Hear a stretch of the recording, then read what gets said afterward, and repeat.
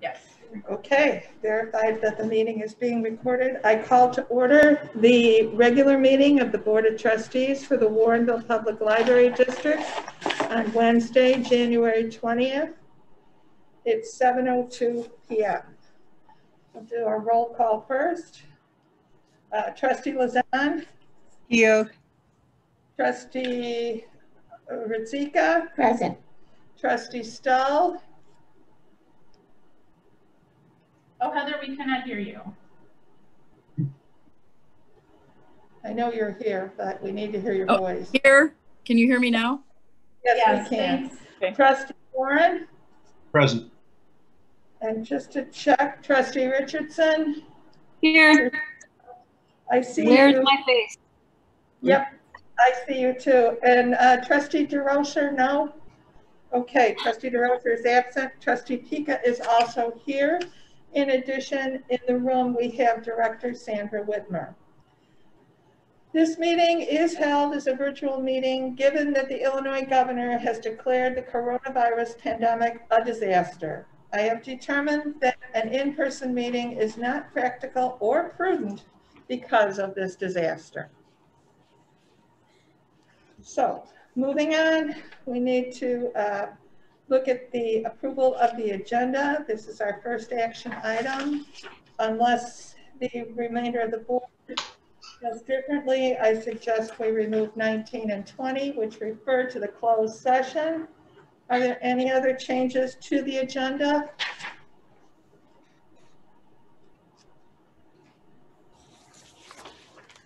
Hearing none, I ask for a motion. I move that we approve the agenda as amended. A second. A motion was made by Trustee Stahl and seconded by Trustee Ritzika. Once again, I remind you we have to do a roll call vote since we are virtual. So, Trustee Lazan. Aye. Trustee Richardson. Aye. Trustee Ritzika. Aye. Trustee Stahl. Aye. Trustee Warren. Aye. Trustee Pika also votes aye. The agenda is approved. I'm here. Hello, Barbara. And it is 7:04, but Trustee DeRocher has joined our meeting. Are you okay? Yeah. Moving on to item 4 on the agenda, presentations. The floor is yours. And no, Director Whitmer's nodding her head. We have nothing. I don't believe there is any public, but I will let you verify that. We have received no public comments. All right. Then we can move on to item 6. And once again, I'll ask Director Whitmer if there's anything for this item. None this evening. Okay, so at this point, item 7, I'll ask Secretary Lazan to read the consent agenda, please. Consent agenda. A, approved minutes of the November 18th, 2020 public hearing. B, approved minutes of the November 18th, 2020 regular board meeting. C, approved minutes of the December 4th, 2020 special board meeting. D, receive and file financial report for November. E, receive and file a financial report for December. F, ratify payments of invoices in the amount of $46,474.69 for the period of November 19th, 2020 through December 16th, 2020, including electronic payments and checks 7996 through 8044, checks numbered 7998 and 8001 are voided. Previously written check 7976 is also voided. G, approved payments of invoices in the amount of $51,215.54 for the period of December 17th, 2020 through January 20th, 2021, including electronic payments and checks 8045 through 8086, check number 084 is voided. H, approved transfer of $75,000 from commercial checking account to operating checking account. Thank you, Secretary Lazan. Is there a motion? So moved. May I have a second, I please? second. Motion was made by Trustee Warren and seconded by Trustee Rizika to approve the items on the consent agenda. Trustee DeRocher. Aye. Thank you. Trustee Lazan. Aye. Trustee Richardson. Aye. Trustee Rizika. Aye. Trustee Stoll. Aye. Trustee Warren. Aye. Trustee Pika also votes aye. The motion carries. Regular agenda, I don't show any items. So we will move on to number 9, which is unfinished business. I'm not been made aware of any unfinished business for discussion. So we will move to new business. First item A is on page 44 of your packet, and it's a quick one. The discussion only if you have questions. That was to distribute the nicely laminated yet, wow, calendar of responsibilities. Anyone have any comments, questions, suggestions? That's It's nice. It's beautiful. I like it. good. I will just say that there's a possibility that this will be revised for the second half of the fiscal year because we're recommending as part of the per capita grant assignment that we're probably going to start to do a regular review of library policies. So once we have that calendar for policy review laid out, it's likely that we'll revise this calendar of responsibilities so you'll know which policies will be reviewed each month. Just as long as it's laminated. No. Oh, we can do it. What's the difference? It says trustee edition. How many editions are there? So there is an edition per staff for Jackie and I mainly.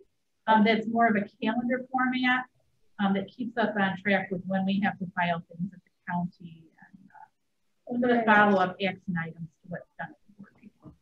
I was just curious. Very nice. Any other comments? Was wondering about the economic interest statements due at the county clerk's office. Will that be coming through the library or will that be coming directly from the county clerk? That comes from the county clerk.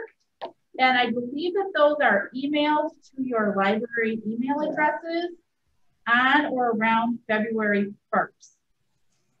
Thank you. So, yep, I will likely send out a reminder. Once I get mine, I usually try to follow up with all of you with a reminder. And you do have this adequate amount of time. Yes. Miss it on the first round. Yes. So I just have a question about the director's evaluation. I feel like we just finished it, but we're just back on the regular old schedule. This is the old schedule, so if you want to adapt that, you're welcome to, you know, I'm happy to adjust it. No, I'm sure you are. I kind of want to get back to the old schedule. Okay. It looks like it's coming really quick. It does seem like it's coming really quick, but yes, that was the original schedule. Okay. I think we can take into consideration any time sensitive elements in doing it. Yeah. All All right. right. Easter this year. It's coming around really quick too. True. Okay. Anything else? All right. I direct your attention to page 47, and the item is to review the staff report on serving our public 4.0 standards for Illinois Public Libraries, chapters 1 through 6. This is a requirement for our per capita grant application. And I think that it would be great to have Director Whitner lead this discussion. It is discussion only, so there you go. Thank you. And I would definitely welcome any questions from anyone on any of this information. This year, or maybe as you recall in prior years, we were required to review 1 or 2 chapters from the book that covers the standards for Illinois Public Libraries.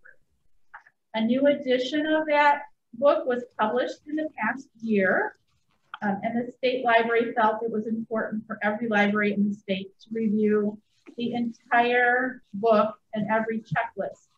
And that decision was made based on the fact that the state statute says the per capita grant is to be tied to these standards directly. So this was quite a bit of information to undertake, a pretty big analysis, especially during a pandemic when we're busy doing other things. But it's a worthwhile analysis. And my approach to this, and what I've advised the management team, is we're reviewing the checklist for each chapter in the standards book. And definitely there are always ways for us to improve and things maybe that have fallen through the cracks. But it's not possible for us to bring everything back in line and up to snuff in a year's time. And I suspect that this analysis will continue year after year. So the state library really, I think, wants to see that we are making progress and we have a plan of action for the things that we're falling short on. So when we were reviewing the checklist, which start on page 48 and then continue, we basically just outlined each checklist and then we indicated with a check mark the items that we are meeting, that we've fulfilled at this time. If that first column is blank, it means that's something that we're not quite there and we probably need to work on it. And then we looked at each of those items that we haven't accomplished or need to address, and we highlighted the items that we felt that we could address in the next fiscal year. So you will see for each area or each chapter, there is maybe 1, possibly 2 items that Jackie and I felt that we could address in the next fiscal year. Some are kind of, I would call them low-hanging fruit.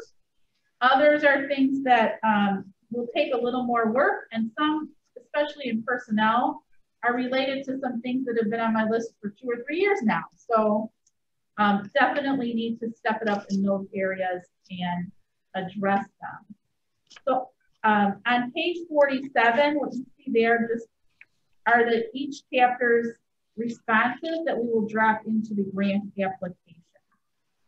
So I don't know if I could go through each of these individually, but I don't know if anybody had any specific questions or concerns for us.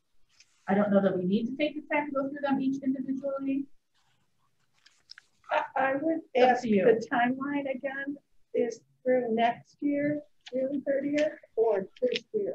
This will be through next year, basically. Okay. This application is normally due in January. Okay. So I think that they're looking at, we addressed it as what we would get done in the next fiscal year. So starting in July, June of the following year, I expect that they will want us in the application in January of next year, they will want us to identify the progress that we've made on the items that we've identified this year. And I might also perhaps suggest every other board meeting an update from you on where we stand on this. I don't know that it needs to be every board meeting, but on a quarterly basis, yep. Maybe we could get as a board a review on where these 6 activities stand or where you have progressed on some of the things that still need to be addressed. So my question is about the highlighted yellow section on page 52. Okay. How would we go about self-assessing these things other than just having a discussion during a board meeting, or are you imagining something else, or do we need to imagine something else? Or I think I envision this as a discussion during a board meeting. Okay. And it's possible I could bring in an outside speaker. I don't really think that's necessary. No, probably not. Well, I look at these items as things that we have done in the past, like visiting an ALA or an ILA meeting, seminars. We've done some of these things. I think we're at a standstill because of COVID, but we're going to go back to this eventually. The meetings, right? ILA and so forth. Right. Mm-hmm. Yeah, Barbara, that's a great question, but I did envision it just as a discussion item. Okay. On the agenda. So their goal in setting out this idea is to have board members participate more in legislation and what's going on legislatively that has to do with libraries?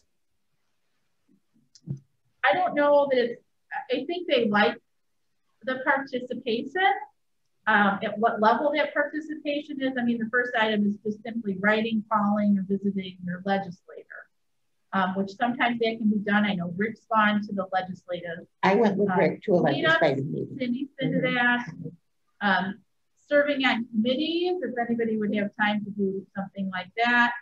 I know that all of us, I think, have actually attended meetings of other units of local government if that opportunity arises. Mm-hmm. And then item E was actually including the subject of legislation on board meeting agendas. That's probably something that either I could do a better job of, or if there's a trustee who wants to be almost a legislative specialist and watch the ILA, the reports from ILA and give an update on that, maybe on a quarterly basis, or as those things come up, that might be helpful too. But certainly we can discuss this at another board meeting. Okay, thank you. Last spring, I noticed that the ILA was looking for volunteers, if you will, to serve on some of their various committees, and that was in the spring. And I replied to that, but my late spring and summer disintegrated into nothing, so I wasn't able to follow up on it. But they seemed interested enough in talking to me. So that's a possibility for anybody that's interested. Good to know. So I had one question, and I mean, maybe when we're talking about the security cameras, I know it seems like various times over the years, including the renovation that we were discussing, even upgrading our security system. And I didn't know if that was part of it or if it was necessary. I mean, so we have budgeted several years now in a row. We've budgeted for a new security camera system. The system that we had planned to install, I think, has gone through some changes and may no longer be available. So, but we would definitely need to have a policy in place. We do not have a security system policy at this time. Okay. A security system, a camera or surveillance policy. So that is definitely something we would want to adopt, especially if we move forward with installing a new system. Okay.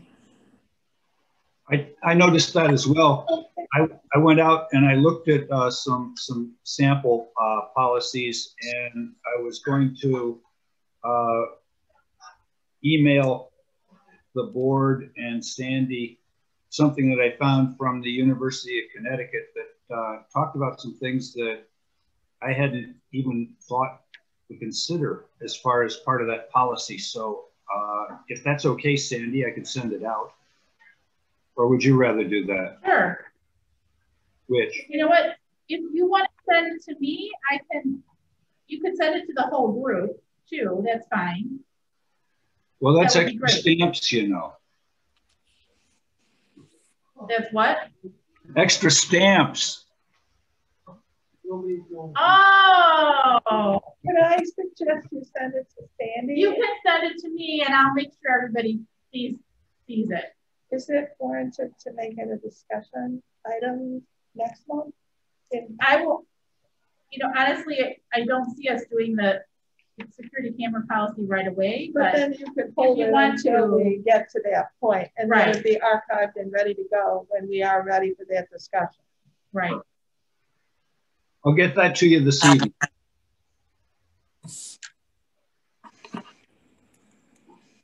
Okay. Any other questions or discussion about these items?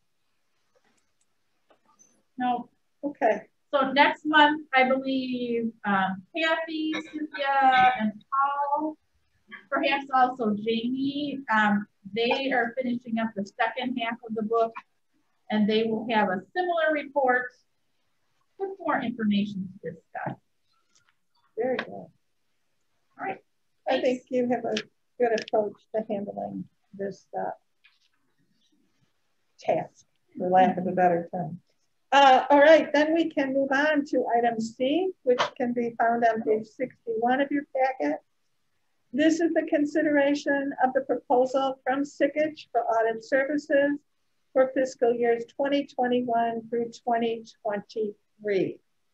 I move to accept Sickage LLC proposal for audit services for fiscal years 2021 through 2023 and authorize library staff to execute engagement letter for fiscal year 2021. I second. Motion was made by Trustee Radzika and seconded by Trustee Stahl. Is there any discussion? Any questions?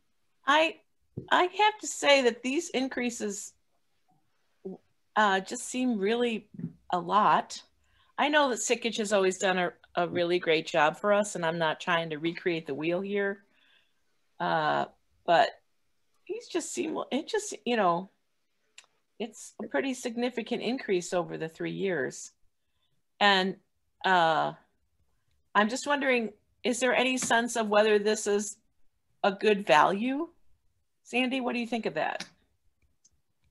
I think for the amount of work that they do, it is a good value.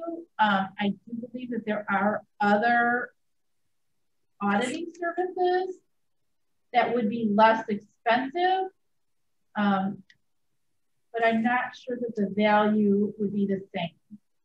I will say that I can reach out to our accountants at Sickage at any time during the year to get feedback on how we should record an expense or an income to make sure that at the end of the year, we're not running up against something major that we have to change. They've provided us with sample policies that we can adopt that are within the state guidelines and other things. So I think in terms of, you know, if we were looking at this as simply the firm coming in and auditing our books, this would be a costly venture. But in terms of the additional services that they provide to us throughout the rest of the year, to me, it's a good value. Okay. There have been a lot of changes in the last 3 years. To There have begin been. with, we can't compare it to 3 years ago because there have been a lot of changes in auditing services and changes with the library. I think it's a fair amount, actually. There have been changes. I can go back to them and ask, you know, if they would hold it at 3% increase for each of the subsequent years. I think that would be reasonable. Mm-hmm. Okay, I would be happy about that just because I'm just trying to watch out for our bottom line. Bargaining power, but well, furthermore, these percentage increases are over the prior year, so it's a compounding of this. That's right. Plus an increase, so yes, a little pushback couldn't hurt.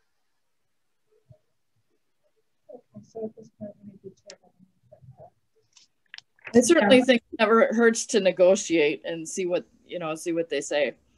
Okay, well, let's table the motion then. I think that's the right course of action, and I'll go back to them and we'll see what we can do for next month. All right, so that'll be an unfinished business. Right. Good, thank you. Yep, you're welcome. Okay. Do we have to withdraw the motion though? We tabled it. Oh, I tabled think it. we can just table it, and that's what we have done. Is that okay with everyone? mm-hmm. All right, so we will move on to item D, which is to approve the temporary COVID-19 leave policy. This is on page 83 of your packet, folks. I move to approve the temporary COVID-19 leave policy effective January 11th, 2021 through June 30th, 2020. Second. That was Trustee Richardson? Or was it Trustee Lozano? Sandy. Sorry, it's hard to hear sometimes. Okay, motion was made by Trustee Ritzika and seconded by Trustee Lozano. Discussion, folks. Sorry, I'm just full of questions tonight. Sandy, if you could kind of just outline it, how is this different from what we have now? It's not. I would say it's not. Okay. So I was really trying to discern that as I was reading it. Yeah. Other than the vaccination part. Right. The intent is to replace the law that expired on December 31st. The time off clock will reset. So for employees who had 2 full weeks on December 31st from the FFCRA leave, that leave is gone, it's expired, and now they will have a new 2 weeks. So the 2 weeks they had before has not carried into the new year. For employees who had to use some of this leave, their bank basically gets filled back up to 2 full weeks. So we're starting the new year with 2 full weeks of this leave. And I think the goal here, my goal, is to make sure employees get paid and are encouraged to stay home if for any reason they think they have symptoms or, you know, have a family member test positive. We want to make sure that they can stay home and get well and not bring anything to work that would affect the, you know, the operations of the library. So that really is the plan here. One thing that is not included in this, the FFCRA had provisions for an employee who had to care for a child if the child's school was closed. We did not continue that leave under this policy. Simply because the staff that we have, as far as I know, the children that are involved right now, there is not a situation where daycare is not available to them. And most individuals have access to other types of leave, for instance, FMLA, to take care of situations where they need to stay home with a child to, you know, distance learning or that sort of thing. But we could, if that becomes an issue, I'm more than open to revisit that particular situation. Okay, thank you. Go ahead, please, Heather. Oh, okay. So the question I had, would employees be able to use this more than once? So they would have a bank of 2 weeks. And once that 2 weeks is exhausted, then they'd have to rely on other types of leave. So it could be used all at once, or it could be used intermittently. So it's possible if somebody needed a day to go get vaccinated, you know, we would dock them that one day and they'd have the remaining days available to use. So say, for instance, they stayed home for 2 weeks to care for a sick relative, came back to work, and then later tested positive. So then they wouldn't be able to use the 2 weeks again. Correct. Okay. And just from our experience, it's not a predictor of what's going to happen over the next 6 months. Right. But from our experience, we did not have any employees who exhausted the 2 weeks that were available to them. Okay. The other question I had is where it says employee is unable to work because of a library closure due to COVID-19 outbreak or exposure. So that's, say, if we decided to close, like we'd been closed 3 months, then 2 weeks of that would automatically come from this leave. Is that correct? No, this is due to a COVID-19 outbreak or exposure. It's intended to mean among the staff. Oh, I see. Have to be clarified. You want me to add that language to this policy? I think it would help because it seems to me I don't know whether to say it's a little vague or a little ambiguous the way it's worded here. Okay. My question relates to the last line of page 83. Approved January 20, 2021, effective January 11th through June 30th, 2020. Oh, that's a typo. I found it too. 2021, yeah. And January 11th is the right. So January 11th, yes, is the first day of a pay period. I got it. That's where I was really going with it. Yeah. And then I discovered the 2020. And we actually had someone who used part of the FFCRA leave who let them carry it into the first or the second day of the year. So we just felt it was best to start it with the start of the first pay period. Okay. Any further discussion or questions? So do we need to add as amended, or can we just go ahead and vote? I think you could, well, let's see, who made the motion? Heather. So, No, you did, Cindy. Cindy and Sandy was on. It's okay if we add something to the Sure. motion? Yeah. Just as amended? Okay. Mhm. All right. Okay. So then you're free to take a vote. So then we can proceed with the vote? Yeah. Trustee Warren. Aye. Trustee Stahl. Aye. Trustee Ritzika. Aye. Trustee Richardson. Aye. Trustee Lazan. Aye. Trustee DeRocher. Aye. Trustee Pika also votes aye. This motion carries. Moving on to item E, page 84. It is the approval of amended temporary, sorry, I lost my place, COVID-19 employee expense reimbursement policy. I move to approve temporary COVID-19 employee expense reimbursement policy effective January 1st through June 30th, 2021. I second. And that's Trustee Stahl. Motion was made by Trustee Ritzika and seconded by Trustee Stahl. Discussion. Barbara. What is it? I heard Barbara second. No, I'm sorry. No? Okay. it was not me. Okay. I thought it was Heather. Am I correct? It was Heather. Okay.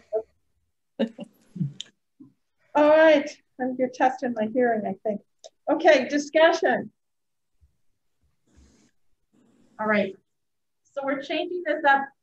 We had several staff resign and leave the library in December, which puts us in a position that we had to merge our two teams or our two bubbles.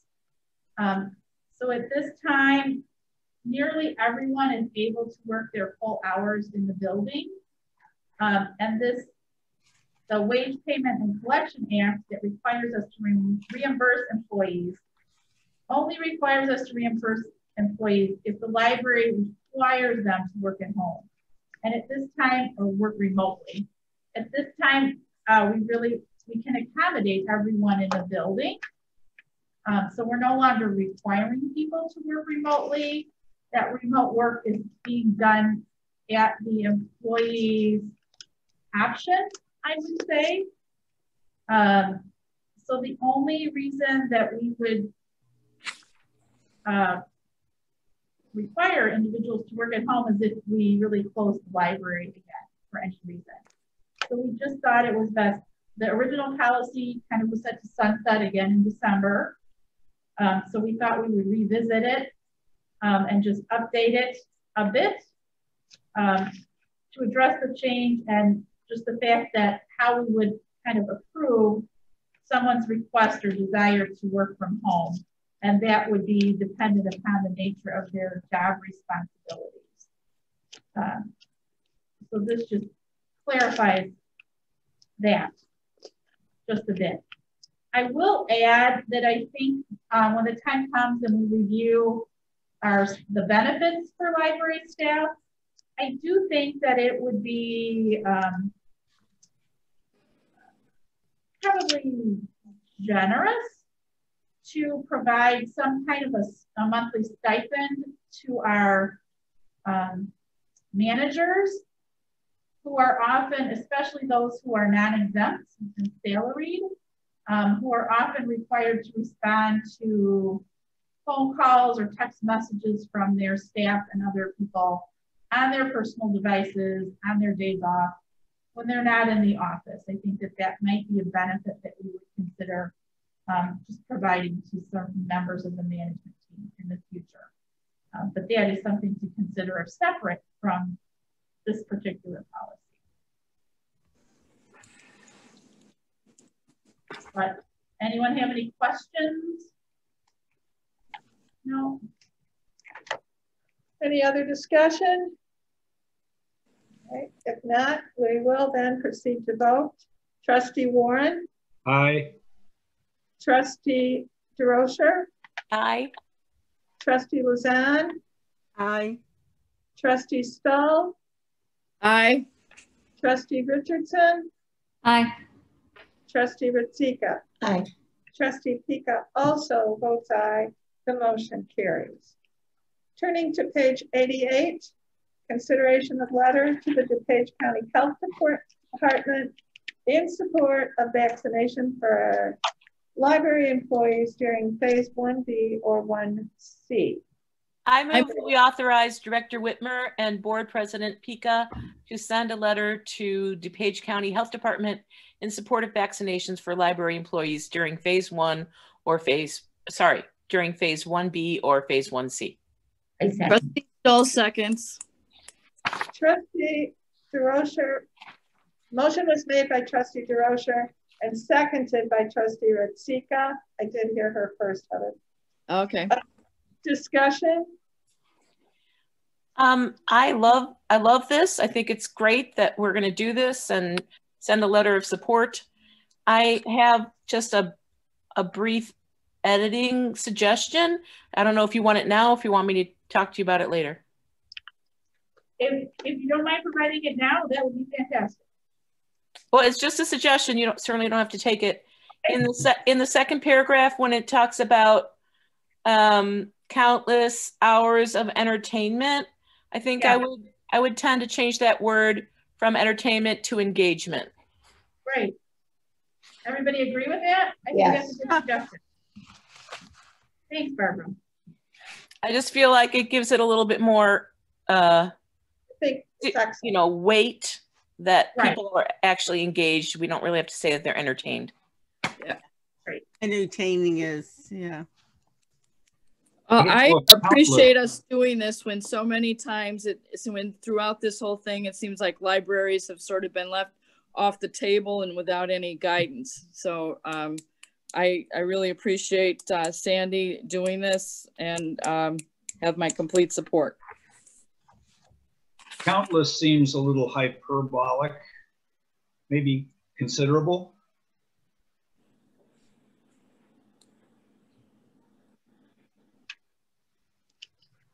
Or we just say many hours of engagement, or just hours of engagement. Yeah. Okay, I'll eliminate countless. Okay. And I don't know how far this will go. I know there are several of the library directors in the area submitting these letters. But I think it's worth a try to communicate this. Oh, it puts a position statement. Yeah. All right, unless there's more comments, we will vote. Hearing none. Trustee DeRocher? Aye. Trustee Ritzika? Aye. Trustee Luzan? Aye. Trustee Warren? Aye. Trustee Richardson? Aye. Trustee Stull? Aye. Trustee Pika also votes aye. The motion carries. We will move on now to item 11, the director's report, which begins on page 91. Director Whitmer. Okay, so first of all, this was the month that I was to report back to you on a plan for the career enrichment money that you awarded me at my evaluation back in September. It seems forever ago. So I do have a plan in place. that involves basically 3 different activities. The first is some one-on-one work with a professional coach. The coach that I've selected is local. She's out of St. Charles, and she has a background in HR management. And those services include 12 one-hour sessions over the next 12 weeks, a values assessment, and an energy leadership index assessment, which I'm like, ooh, my energy is not very high right now. But that's the point. It's going to evaluate the starting point, and we'll work through some things, and hopefully I'll be able to retake that assessment for the end, whether it's at the end of 12 weeks or 6 months, I'm not sure which. And hopefully we'll be able to move that needle a little bit. So that is probably the most important piece of this plan. Secondary pieces include some webinars. You know, I'm famous about webinars.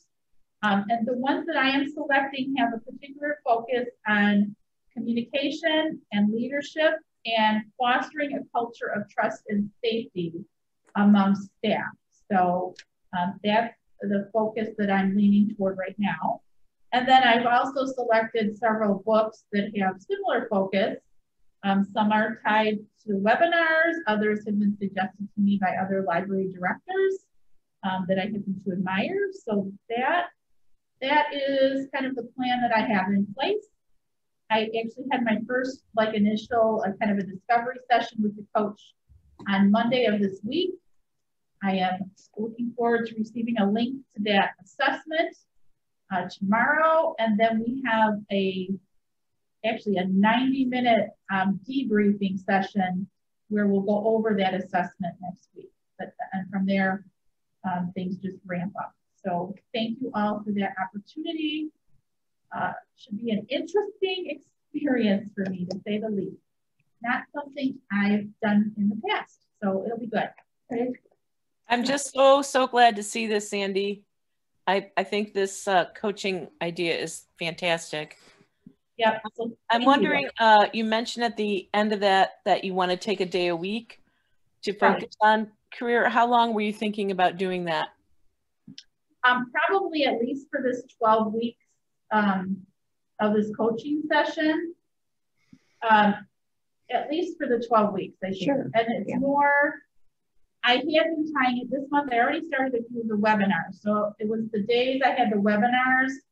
I would take that day to watch the webinar and then do some reading, some note taking, and kind of develop a plan to focus on some specific things that I could try to do in the following week.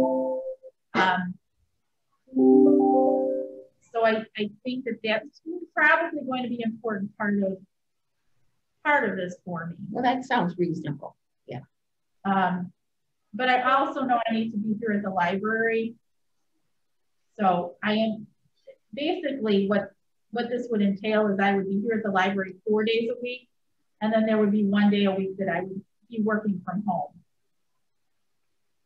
Okay, and I really would love to get updates either at the board meeting or via email about how you feel your progress is going. That would be my request as well, if we could get updates on a regular basis during this 12-week period. All right. I will probably do those because I feel some of this is going to be very personal. So those updates, I suspect I will be sending to you via email rather than discussing at a board meeting or putting into a public board report. That's fine, and I don't really feel like you need to get into personal thing, but I just really want to know your feedback on how effective you think it is. Okay. And I think it's more, I agree with Barbara. I don't think we need you to touch on any personal issues. Just, you attended a webinar on this. How are your sessions going? Maybe some key things that you've learned in general. Sure. As opposed to personally. Okay. We can do that. You don't need to bury yourself. I don't. You sure? I'm going to see what the coach will think. But anyway, okay. So any more questions about that plan? No. Again, thank you for that opportunity. It was interesting. I actually reached out to the library directors to see if any of them had good experience with the coach. And it was really interesting to hear from those who had worked with the coach. So that was good to know. The second item on my report is about our TIP reimbursement. So as you recall, because of the residential developments that are happening in the TIP districts, the library is eligible for reimbursement or kind of a rebate from the TIP funds that are collected. So we have money to serve the people who move into those housing units. We've had an ongoing discussion with the city, and actually I turned over our side of the negotiations to our attorney, simply because honestly, I didn't have the time for the back and forth. I think it's a good idea. And I felt that the attorney would be a little more knowledgeable about some of the legal things. So the library's attorney and the city's TIP attorney have been going back and forth on this matter. It's not going the way that I would like it to go, but I think that we can come to an agreement that's satisfactory to both parties. The good news is that the city is, has been more than willing to work with us, and they realize that there is a responsibility for them to share some of those TIP funds with the library. What it's come down to is how that reimbursement amount will be calculated each year. There are, some disagreement there.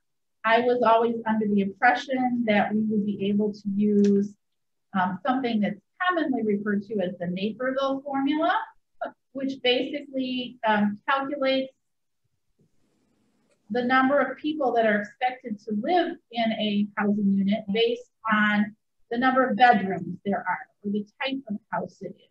So, a 2-bedroom townhouse may have an average of 3.2 people, where a 2-bedroom single family home might have 4 people. And then we calculate based on a dollar amount, which I believe is about $120 per person, and that money would come back to the library.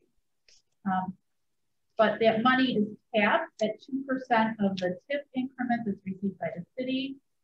So the likelihood that we get that full $120 per person is pretty slim. However, the city does not seem to be in agreement that that is an appropriate way to count the number of residents. I think they would prefer to have an actual count, probably each year, of the number of residents in all of these units. And that would require someone, probably the library, to survey all of those addresses to get details on how many people are actually in those housing units. So then that becomes for us a question of, is the money that we're going to get from the city sufficient to cover the costs of that annual survey? Or are we going to be putting out time and money and not getting a return on that investment? So I have to look a little more closely at that information. And it may be that for the first 5 years, the next 5 years of those developments, it's not worth it for us to pursue the reimbursement, but after that time, it may be more worthwhile. And the other piece is that we have to prove to the city that the number of people that we are serving or that we've been impacted by this increase in residential units. So the metrics that the city initially wanted us to use for that is the number of cardholders. But we all know that it's not just cardholders that are using our services. So that's kind of another bridge we have to cross. So it's a work in progress. I think we'll get there, but there are definitely some challenges. Jerry, you had a question. But no, I have a comment. I would presume that a apartment complex, if that's counted, as well as the townhomes, have a management company assisting, particularly in the startup, that might be able to easily provide you some of those numbers without having to do, but I do agree that your 5-year plan may be more practical. Right. And that was one of the suggestions, is that we could reach out to the management companies and find out how many people were in the initial purchase. At one point during this negotiation, it was suggested that that initial purchase number was going to be the number to be used for the remainder of the life of the TIF, which could be as long as 18 to 20 years. And that, I said, no, that's not right. But we'll work through this. I just wanted you to know where we are at. And we will probably get a nice little bill from the attorney because he has spent a considerable amount of time on this. But when that bill comes, I just want us all to remember that this is an investment up front for something that is going to be help us out for the next 20 years. So if we, you know, spread that cost out over 20 years, it will be worth it. And have you been in touch with the other taxing districts? Are they pursuing? So the only taxing districts that are allowed to get this reimbursement in the TIF statute are library districts and school districts. Oh, okay. In school districts, the law is very clear that it is the number of students enrolled in the district. That's how it's calculated. But the library statute is a little more vague. So I had one question. When you were referring to that one Naperville or that you were using, is that how other cities sometimes have calculated it regarding TIF districts, or? Yes, some cities use that formula, and it's called the Naperville Formula because Naperville was the first city to come up with that type of a formula. It's typically used to calculate developer donations. So Warrenville has its own formula for calculating the developer donation. And part of me thinks, hey, if it's good enough to calculate your developer donation, it should be good enough to calculate, you know, the TIF reimbursement. But I also see, you know, the city's side of this as well. So, and it depends on, you know, the municipality. Every municipality does it a little bit differently. Some use that formula simply because it's easy. You just say, okay, we built this many 2-bedroom houses, this many 3 bedrooms. There's 20 apartments that are 1-bedroom each. And that formula stays the same year after year after year. There's not any fluctuation. So that was another thing in my mind. It's easy to calculate. It's stable. So it's for budget planning, both for the library and the city. I thought that would be a positive thing. But I understand too that they probably don't want to let a lot of the TIF money go if they don't have to. They'd rather use it to reinvest in the development. So anyway. How many people do they figure is going to fit into a studio apartment? I don't have the formula here with me, but there is a number for that.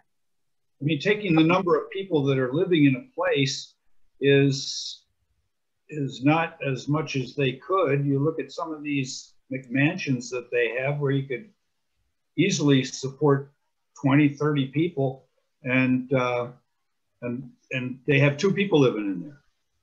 By the same token, is there a homeowners association that would be reasonably expected to keep these records for us? I'm not familiar with homeowners association. I know some of you are. And that's definitely a possibility. Yes. That's what I was referring to, Rick, because I know our homeowners association would be able to provide that type of reasonable. Right. And I would have no problem if I was able to reach out to a homeowners association rather than going to each individual unit and trying to get that information. So that is, you know, a very good possibility for us. Yep. And Rick, if you're interested, I will send you the formula that shows how many people they think are going to live in a studio apartment. You're the person who would probably be most interested in those numbers. Let's see those numbers. Bring them on. I'll send it to you. I think we ought to count the number of toys left out in the yard at night. That'd be Okay. How many Girl Scout cookies they ordered? And a nanny. You got to count the nanny. Oh, all right. I'll send it out to you. But that's really that update. And then there's an update here on Swan. I won't go too far into that. I hope that you've all had an opportunity to wonderful. Perhaps use the app or borrow an item from another library. I just have to, again, I don't have too many staff on the call today, but honestly, this has been a lot of work.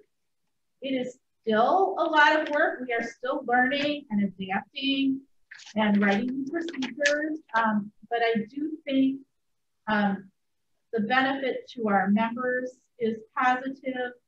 Some of the changes have meant that procedurally in the library, some of our staff have been relieved of some of their regular labor-intensive duties. And because of that, some of the work has fallen harder on others.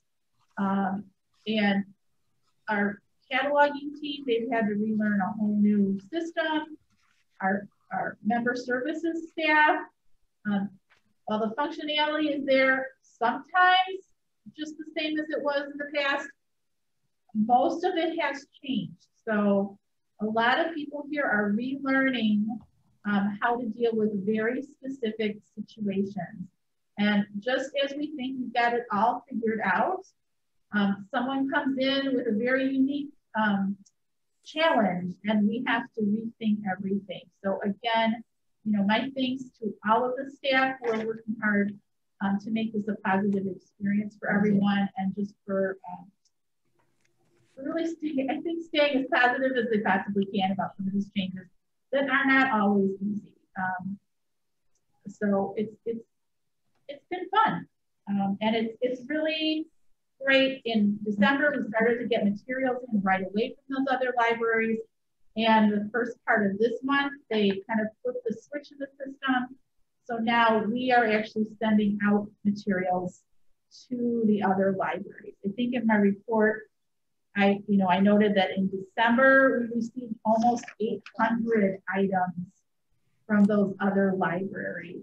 So that meant either items that we did not own here at Warrenville, or if our items were checked out, it meant that somebody moved up on a waiting list faster and got their item quicker.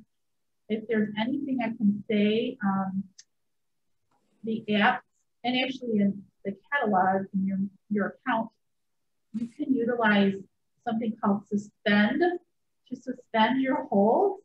I think what was most surprising for some of our members is they had a very long list of items that they had placed hold on. And when we joined Swan, suddenly every one of those holds came through for them. And the suspend feature lets you keep your long list of holds, but you can have a little bit of control over when you might receive them. So I can tell you, I am a heavy user of that suspend feature because there are so many times I get materials and I never even crack the book open. I have to bring it back. And another great feature that I think people are enjoying is the fact that we have automatic renewals. So if you do have an item checked out and no one else is waiting for it, and it hasn't been renewed more than twice already, the system will automatically renew it for you. So you don't have to call us, you don't have to go online. It just automatically extends the due date, which is another nice feature. And you get an email. And you get an email, you get emails, you get texts. And they even have a phone system. So if you're a person who would prefer to get a phone call when things are here for you, the phone will ring at your house. I just wanted to second your comments, thanking the staff and you as well.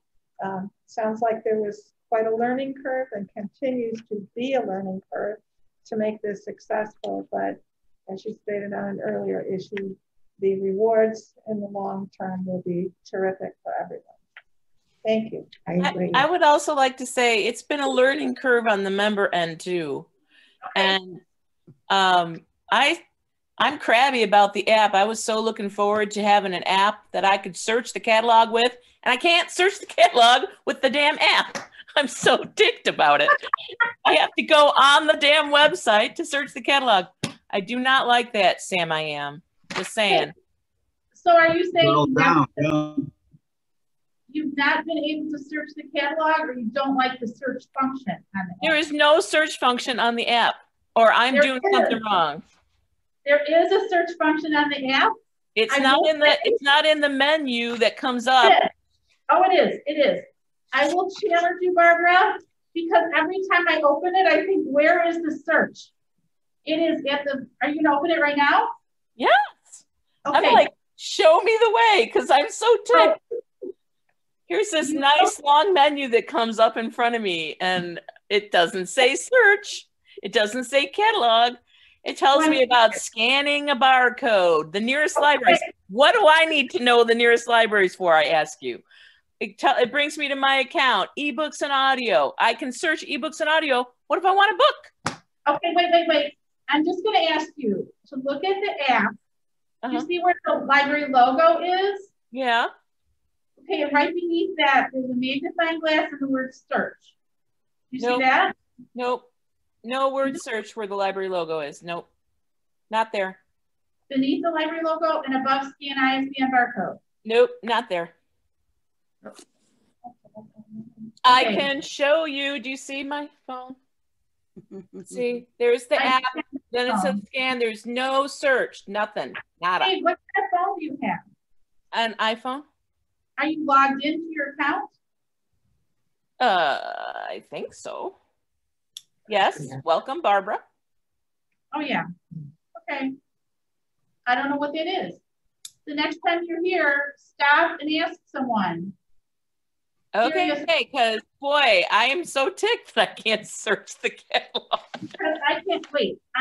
And if I'm having this problem, you know, a lot of other people are having this problem. Yes. I'm going to change my camera over and I'm going to hold my phone up so you can see what I'm seeing. Maybe? Okay. So do you see how? Yes, I see the word search. That does not exist. And there's Heather's. Okay. Well, I also don't have any icons on my phone. Okay, that's odd. Words. How old is your phone? My phone's new. It's from the summer. It's a 10 SE or something. We'll figure it out. I'm sorry. Oh, you don't have to apologize. You know what? I'm glad you said something because there's probably other people that are having the same experience. Yeah, I was just like, oh, fine. I get an app and I can't even search the catalog. Actually, you know, I had them to say, hey, when Barbara DeRocher logs in, take off the search box and don't show any icons. Just so she'll be annoyed. We'll look at that. I'll look into that. Okay. And my frustration with the search is just sometimes when it brings up, for a while, every time I put in a book title, it kept showing me large print. And I'm like, do they think I'm that old that I need large print? Okay.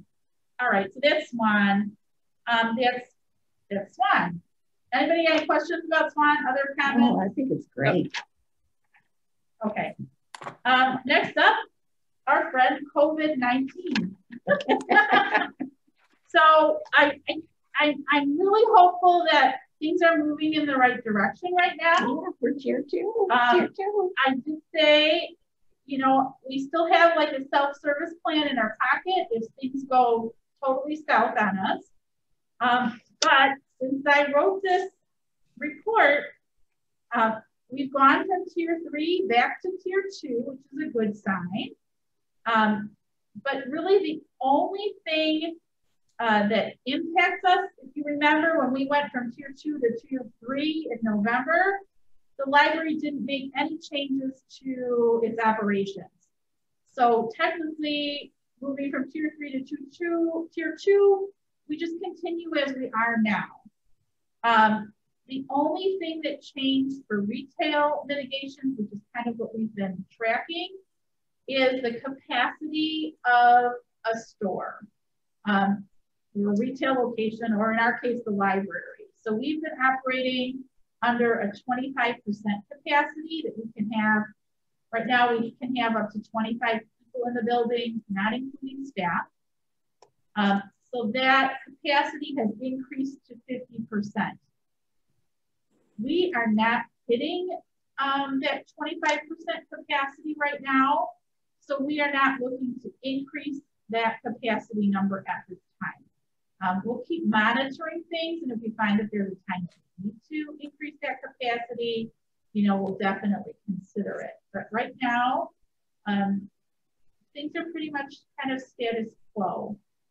If we get back to tier 1, we will likely consider putting some tables kind of into the far corners of the building, not heavily trafficked, so that people, if they wanted to, could come in and use their own device or come and sit in the library and read or do some sort of work. But there would be a time limit to that, similar to the time limits that we have for our computers. So right now, we're just really holding steady. Which is good. Yeah. Point of clarification. So I'm to understand that we have not had in any circumstance to turn anybody away who showed up at the door wanting to use the library unless they didn't have a mask. That is correct. We have not had to turn anyone away from the library or make them wait outside to come into the building. I believe Paul said maybe there was one occasion where either we came really close, we were at 24, or we hit the 25, but it was not a situation where we had to turn someone away. And this, have we checked the fireplace recently? Does it work? We have not. In case we never had the opportunity to use it. We have not checked the fireplace, but we could do that. I think Lee should do that. We could do that. And then thanks to Jackie, you can see we've spent quite a bit of money, $22,000 on PPE, cleaning supplies, equipment, etc. And we did apply for a PPE grant through the Illinois State Library. So we will be getting a reimbursement of $500 for some of those PPE expenses that got approved. So just waiting for that check. Any questions about the pandemic? No, so far so good. The consolidated election is coming up in April. Our two incumbent trustees, Jerry and Barbara, are the only two who filed petitions for the consolidated election. So thank you both for making that effort. And I just certified the ballot yesterday. So your names will be there in April. So exciting. And then just a little for fun piece. Really, Gail and I and Therese from Tech Services, we participated in the holidays tree showcase that was held by the Park District, and we decorated a little library tree, featured some paper chain made out of some book pages. You can see our swan logo pretty prominently displayed there, wrapped up some recycled books, and just had a fun time decorating that. So it looks nice. It looks great. Yeah. Thank you for your Really effort. good. Thank you. Yep. And then we did have several FOIA requests over the last couple of months. Nothing Anything to be concerned about, and most were pretty simple. Okay. And that is all. Are there any questions for Director Whitmer regarding her report? So the next part, item 13, starts on 116. We do have 2 months worth of reports from our management team. I don't know that anybody has any questions, but if you do, yeah, the managers are all on the call. So if anybody does have a question for someone, you can unmute the managers and they can participate in the discussion. I just want to say thank you again. I know it's part of what we're trying to do, but I'm always pleased to see the translations into Spanish or the fact we're reaching out on the English as a second language group. So thank you very much. I think that is important if the library is going to serve the community. On page 111, I like the picture of both Sandy and Gail with the matching outfits. That's a good one. Did we get back the results of the air quality report? No, the results of the air quality report have not come back. Jackie, you have an update on that?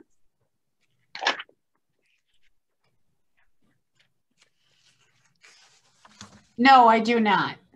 Okay. I'd be interested to read. But it's out. They collected the devices were here and are collected. So I think by next month we should have something back from them. Thanks, Jackie. Yep. Okay, any other questions, comments about the departmental head reports? Okay, otherwise, our next meeting will be Wednesday, February 17th. Again, we will determine prior to the meeting, virtual or in person. And Sandy has provided the date. You'll know no later than February 8th. On page 117 is some ILA legislative meetups information. And that's on February 19th. And Sandy will email the registration link to anyone who would like to attend, and you can self-register, and there would be no cost. I don't know if that relates to one of your per capita items or not, but it will. That said, those are on page 117. I do want to mention that I did listen to a Zoom call today. Which Joe, was excellent. It was excellent. And his presentation, Sandy, I'd like to see if you could reach out to him for future to get his onboarding of new trustees as a reference tool. It was, and there was Joe, say his name for me, right? Philip, who some of you will remember, did a presentation on onboarding new members, which was excellent. And there was a gentleman who talked about budgeting, and he was also excellent. He concentrated on the levy and treating your staff right and making sure that you are compensating them correctly. So, and you were on Zoom for this, did you Zoom, say? but there will be a link. And I think Sandy can get the link from Joe, so that she, that's what I'm suggesting. And I know that should have probably gone in Trustee Comments, but since it was ILL, but it was excellent. And she can probably send you the link, because they said for at least a week to 2 weeks. Okay. It would be available. But you might enjoy seeing Joe. He was a great presenter. And I highly recommend, even if you tune in and out of parts of it, you will learn something. Very good. And that is, speaking to the trustee orientation, that goes back to the per capita list. One of the things that does not have a check mark is that the library develops an orientation program for new board members. Well, Joe did it. I went to that one. Oh. So that is one, you know, we won't be working on it in this next 12 months, but in the following 12 months, when there's a possibility of another trustee election, where that could be useful. And it, well, I mean, it had charts and it also had a nice chart. I assume you watched it about different library responsibilities and what the staff, what the trustee, and so forth. I thought that was a great visual as well. So watch for that link. I think that's going to be a done deal. Okay. And I do have a question on the future items that are next month. Closed session minutes. Do we do that as a group? Do we need to appoint people? Could you elaborate, please? Typically, the closed session minutes review is something that I have reviewed those minutes in the past and usually just make a recommendation for the board. Just wanted to make sure. So that we can do. Alrighty, Madam Treasurer, your report, please. Well, I believe everything looks good. I know I reported, I believe in November, that we were at 99%-ish of the collected property tax revenue. So I'm not sure if there's anything else new that I should report, Sandy. So, but there really wasn't anything that I could think of at this time. Yeah, everything looks good, and I'm looking forward to that link. It's just, it's hard when I work and I can't necessarily get the day off to listen to some of the webinars. So anxious to hear that. And I like the app for the most part on Swan and have enjoyed it. So the only thing I wish that the one other kink that I would say, and maybe there's, is just, it works great on my phone, but on my iPad, I always have to rotate my iPad. It doesn't work in the, I don't know whether to say landscape mode instead of portrait mode. So, but anyway, other than that. Great, thank you. Trustee Lazan, secretary report. Everything looks good. I'm glad to hear. I don't believe we have any committee reports this evening. Trustee comments, we've had some scattered throughout the meeting. I have one additional one. I like the new letterhead. Very classy. Thank you. I would like to report that I logged out of my account and all of a sudden, search bar appeared. So if I'm logged in, I do not get to search. If I'm logged out, I do get to search. Okay. Okay, problem solved. No, not No, no. Not really. It's still not logged in, no search. Maybe you can delete it and then reload it. I did delete it and I re-uploaded it again. It's the same thing. I'll try to remember to put in a help ticket tomorrow. Well, look at it this way, Barbara. If you, like you said, if you're having this problem, others are, yeah, they'll have an answer and it can go in one of the weekly messages that can't be sent out because it's probably affecting more than one person. So just a thought. But thanks for the troubleshooting. Yes. You're welcome. I really hope we come up with an answer. I hope so too. Yeah, we're just going to blow up your phone. No. We'll get it fixed. There's something going on there. We'll get it fixed. Can I also, this is really not library business, but I mean, board business, but can somebody at the library show me how to download a book onto my Nook? It's impossible. Onto your Nook? Uh-huh. An ebook? That I'm not sure. I think it depends on what. I don't know if it's possible to download onto your Nook. Okay. I think you have to upgrade your technology. Are there any managers on the call that could jump in on that question? A few years back, not so loud. This is Paul. I could definitely help you out with that one, Barbara. Awesome. Okay. I'll be in. You're 1 out of 2. Thanks, Paul. Thank you. Sandy, one of the things that I noticed in the listing of things in that cataloging of where we are as far as,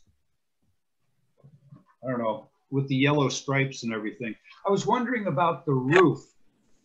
Would there be the possibility of getting any kind of grant or anything? Would there be any interest in putting solar panels on the roof? I definitely think, you know, that's on my list.